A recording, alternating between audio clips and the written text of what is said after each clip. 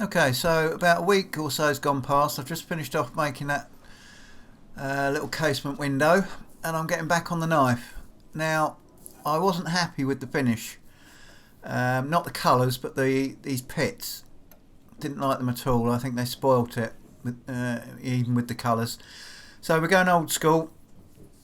Bit of sandpaper. I've got some old ceramic there, and my knife vise. And we're going to go and spend a bit of time dragging that across it. As you can see, I have just started, but literally I've just started, it's just taking the colour off it. So this is going to be quite laborious, I can tell. So I shall try and speed a lot of this up.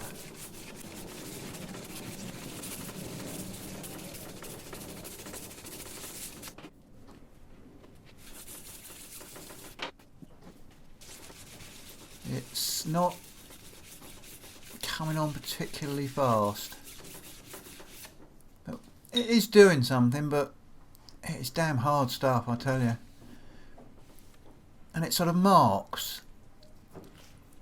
I don't know if it's the, got a bit of oil or grease on it, but it marks ever so easily. So I'm not quite sure how I'm going to leave this. But we'll keep on going, see if I can get some of those marks out.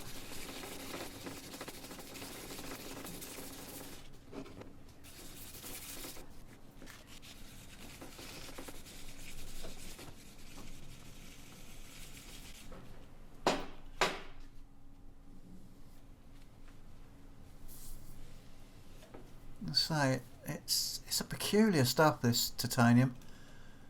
It really is. Still got horrible marks in it.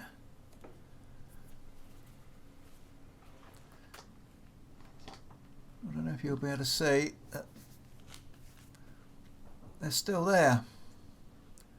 So I think they must be forged well and truly into the titanium. It was probably some slag or something or other on perhaps on the power hammer dies. Or what, I don't know. And this side, excuse me, you can see there's like lines across it. It's almost as if it was sort of like Damascus, but I don't know what they are. But there's quite a few of them. But it's only on one side. So I think I'm going to give up and leave it as this sort of a satiny finish. I don't think there's any point trying to polish it, because I think polishing it would exacerbate or exaggerate the poor finish. So I'm just going to leave it sort of a satin finish, and I might put the colours back in, but I might not. You can see there, you can still see the marks, the lines. On that side you can see the little pot marks. Don't know what they are, and also I've lost the line a little bit by doing that hand sanding. It's a little bit wobbly now, both sides. But hey ho, it's something you learn, I suppose, when you're using a new material. So I'm going to call it a day there and go on to the handle. Now I decided to go with the antler because it was pretty split between antler and all of the other pieces, and someone even suggested wood, but anyway, I've decided to cut this bit off here. I've had this antler for about 5, 6, 7 years or more and only used one piece, so I thought I'm going to use another bit. So we'll have that off there and see what we can do with it. Hello, Ralph.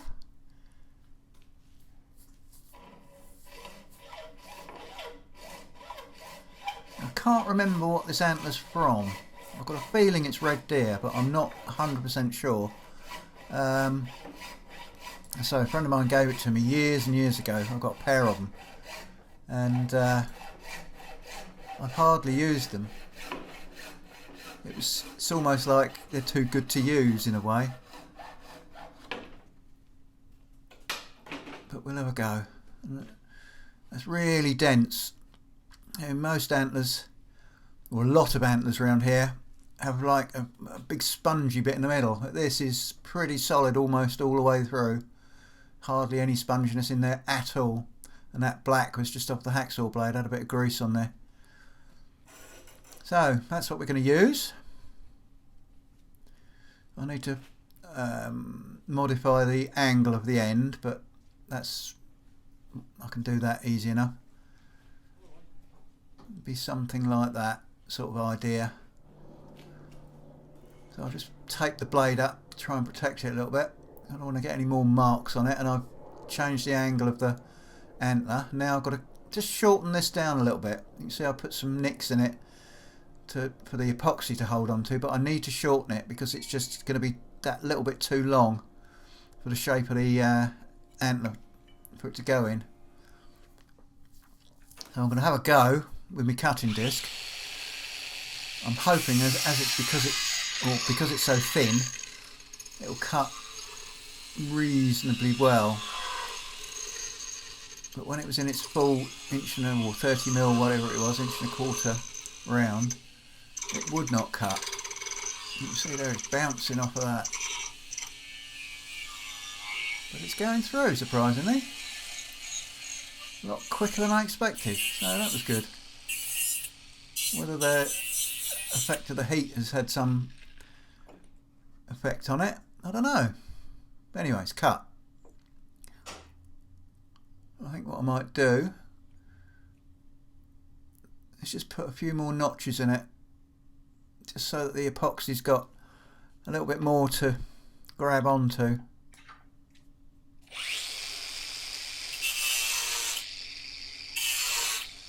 Yeah, it definitely seems to be cutting a bit easier. I sort of struggled a little bit to put those notches in the last time. It was after I just forged it, so I can't see how it could have changed.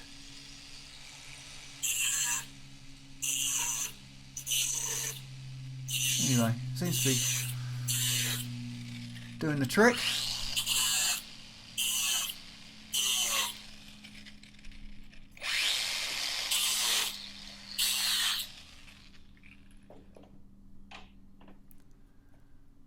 There we go. A few more nicks. So let's get a hole in the antler. Now I'm going to use these. Come on, focus, you fecking thing. Blasted camera. Here we go. They're a drill and a file in one. They've got a drill at the end and then the rest of it's a file. They work brilliantly on things like antler and wood. So I'm going to start low down and work my way up. I want to go in sort of parallel to the top line if I can. And what I think I should have done in hindsight, because you can see it keeps clogging up, is just put a plain drill in first and then use the file part of it. But anyway, we're getting there.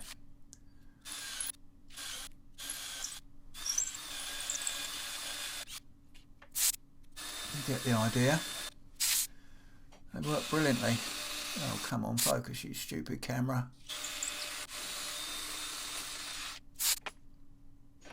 Nearly there. Let's put a bigger size up, or bigger size in. Almost there.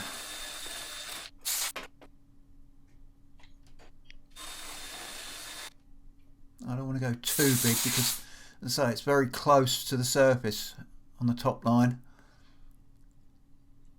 where it goes at the back. And that's about it, I reckon.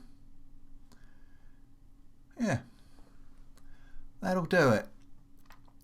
Reasonable fit. Don't want it too sloppy, but I want enough room for a bit of epoxy around it. So, I don't know why, but the camera's decided to mist up. But you get the idea. It's a pretty good fit up. And at the back here, it's pretty thin. You can see daylight almost when you look down it. I should have moved the tang down, but of course I didn't think about that when I was making it. So the tang should have been in the middle, but as it is, it's right up high. So what I'm going to do is try and clean this up, get the sander out, take all this muck off it, smooth it out, and go from there.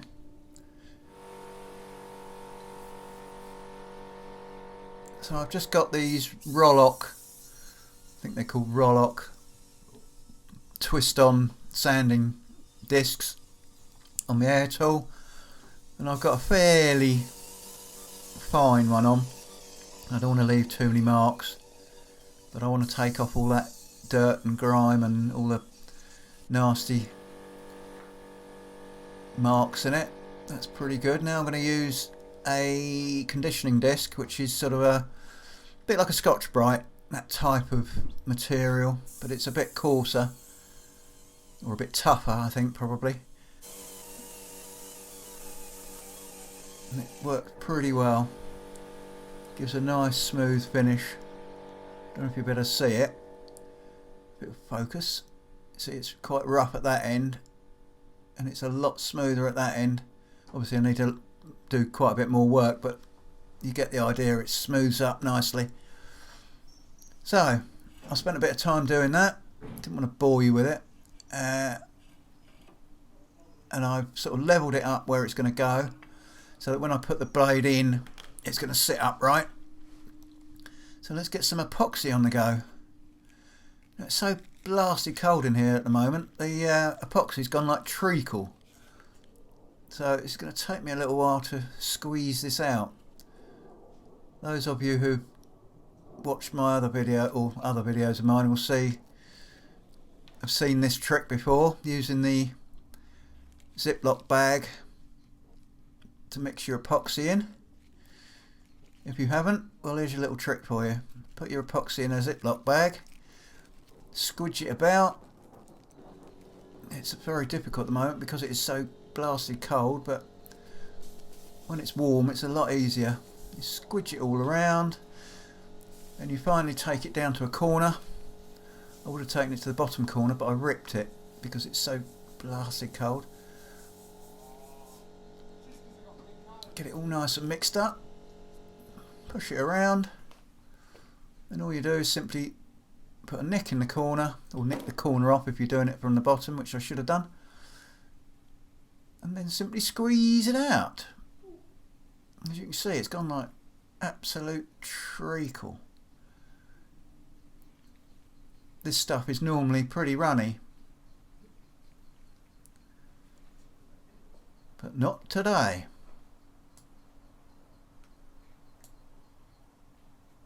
But we'll get there. Not exactly sure how much I need. I don't want to overfill it because I don't want it to spill out and go everywhere when I put the blade in, so I'm going to try it at that. I've got a little bit left.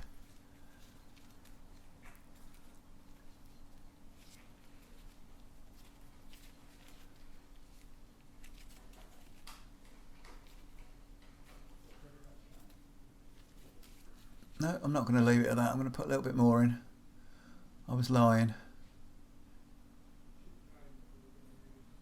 It's the trouble when you do the voiceover after you've done the video. You can't remember what the hell you did. Right. Yeah, it's not quite enough. I could do with a little tiddly bit more. So let's see if we can get the last little dregs out of there.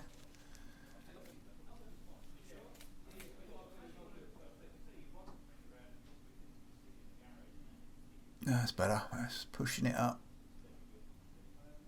Yeah, look at that. That's just come to the top. Cool. I couldn't have got that any better if I tried. Right, so I'm going to leave that over the weekend to set up. It's Friday afternoon now. I'm not in again until Tuesday, so we'll have a look Tuesday morning and see what it looks like. Okay, so it's actually a week later.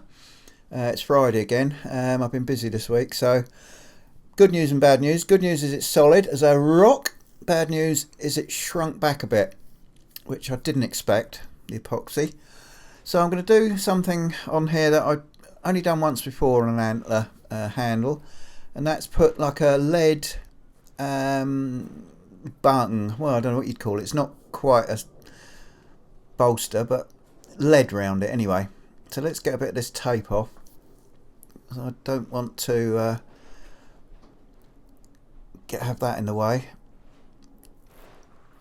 But I don't need all of it off, just a little bit. I don't know whether it's the weather or because it's so cold, it's stuck like shit to a blanket. See if I can persuade it off with my knife. It's only supposed to be painter's tape, so it's supposed to be, you know, just hang on. This is really stuck.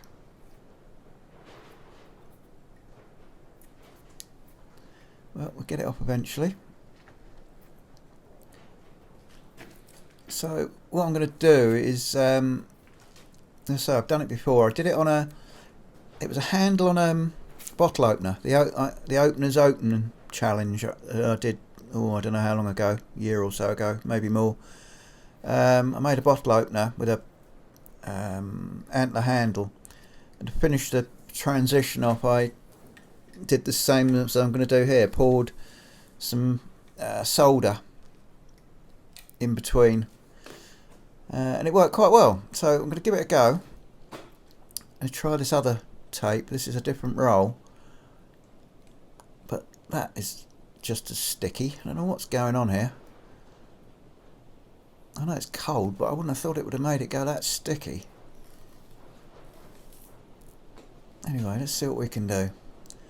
I just want to make like a just like a dam to hold the solder back, just long enough for it to set. So I've got my little crucible and some solder. I'm just going to melt solder into there. Oh, hello, I pushed in that bit of tape. So yeah, I'm going to melt that solder into there and then pour it in and see what happens. It's not the ideal solution, but you know, what the hell is this whole project with this titanium is a bit of a learning curve. There's no exact science about anything I do, really. It's all a bit hit and miss.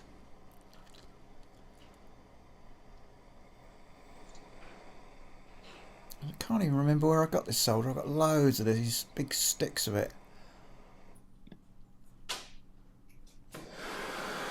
Right, let's turn that up and see if we can get that nice and hot. I want that nice and runny. And so it's very cold in here today, so I want to get it hot enough so that it's going to run right the way around the blade without having to try and top it up around both sides. That's the idea anyway.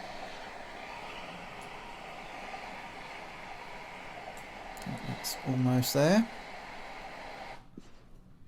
Let's give it a go.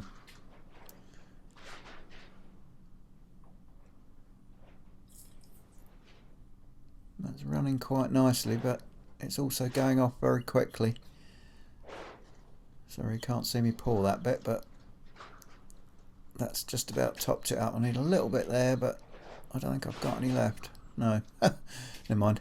See if I can push a bit round before it goes hard. You know, it's almost gone hard already. Amazing how quickly this stuff solidifies. Oh, that wasn't a good idea. That didn't work. Anyway, it's just about held up. Let's see if we can cool it down a bit.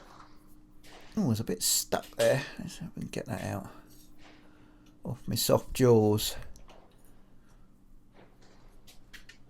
Well, if that's stuck as well to that antler and the blade, we'll be laughing. And that's stuck on there nicely.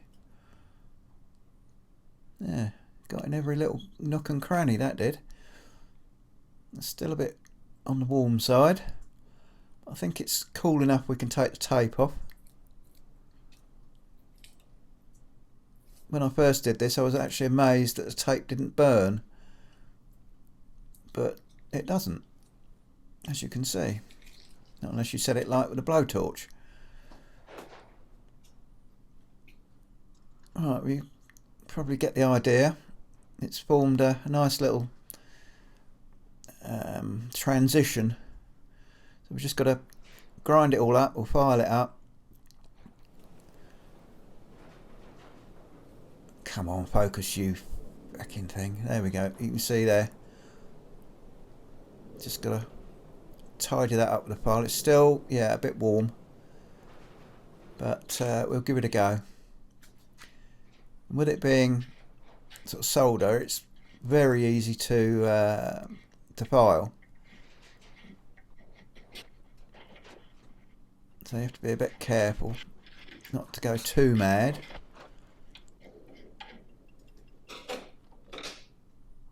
But that's the coarse bit done. Let's stick it in the knife vise and do a little bit more. Easier to position in this thing. Alright, let's get a finer file. That was quite a coarse one that took the worst off. Now we've got a nice fine one. And what I want to do is I want to try and blend it down enough so that I can blend the horn or the antler with it. So it's a sort of a smooth transition from the horn to the lead or the solder, and then sort of smoothish down to the blade. Got a bit of, I think that's about a bit of 320 grit or something or other. It's not bad. It's getting there. Still needs some work. I think what I might do, get the air tool. Now I put a reasonably coarse disc on there because I started with a fine one and it just clogged up because of the solder. It just clogged it up. So I've got a relatively coarse one on just to get the worst of it off, and then we'll go down to a finer one, and then we'll finish off with like sort of a Scotch Brighty type one. See if we can blend it in a bit more.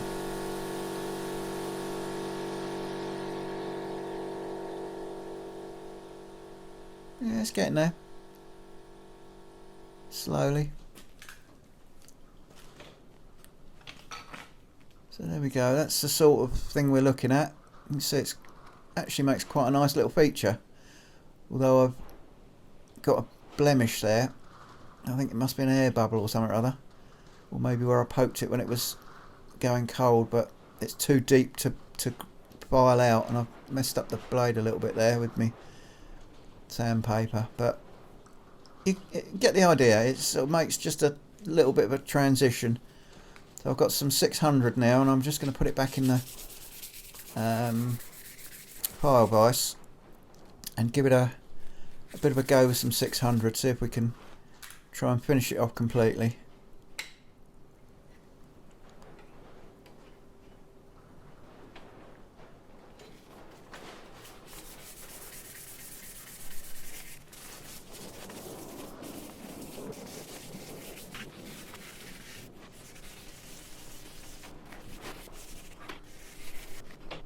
I suppose what I should have done with this was a destruction test before I actually put the handle on it, put it in the vise and give it a whack.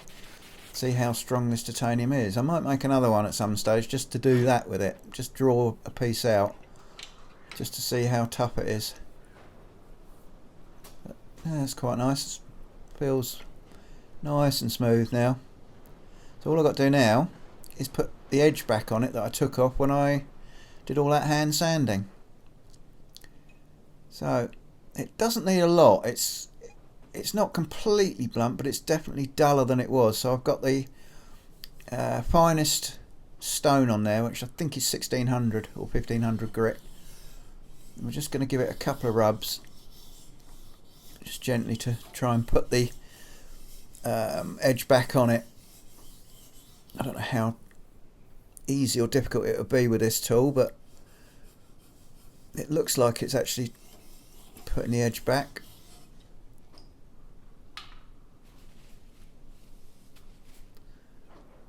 Yeah, I think it's working. I've got the this grinder held up in the vise at the moment because it normally clamps to a bench, but this bench is too thick, so I've just got it wedged in the vise so I can use it. I normally put it on my desk at home. Yeah, that feels better. It's got a little bit of a burr on there, so go and see if I can find myself some leather. Give it a little bit of a strop, see if that'll just finish it off. Got an old welding coat here, not ideal, but I haven't got anything thicker or stiffer. Let's see if it works. I remember the old barber doing this with the old cutthroat razor when I was a boy. Old Midgley. Oh yeah, that's better. Amazing, that bit of leather can do that. Just takes that fine burr off. Let's get a bit of paper. See how it goes. It would have been nice if I'd got it in the frame, really, wouldn't it? Which is when I suddenly realise I don't think it's quite as sharp as it was originally after I'd cleaned it, but that'll do for me. That's sharp enough for me. Well, as an experiment in forging titanium, I'm a bit disappointed, but you learn. That's the whole point, isn't it? Overall, it's okay. I quite like the feel of it. I don't like the finish, but it's nice that you can put a really sharp edge on it. How long it will hold it for, I don't know, but as I say, it feels nice. It's comfortable to hold. Yeah,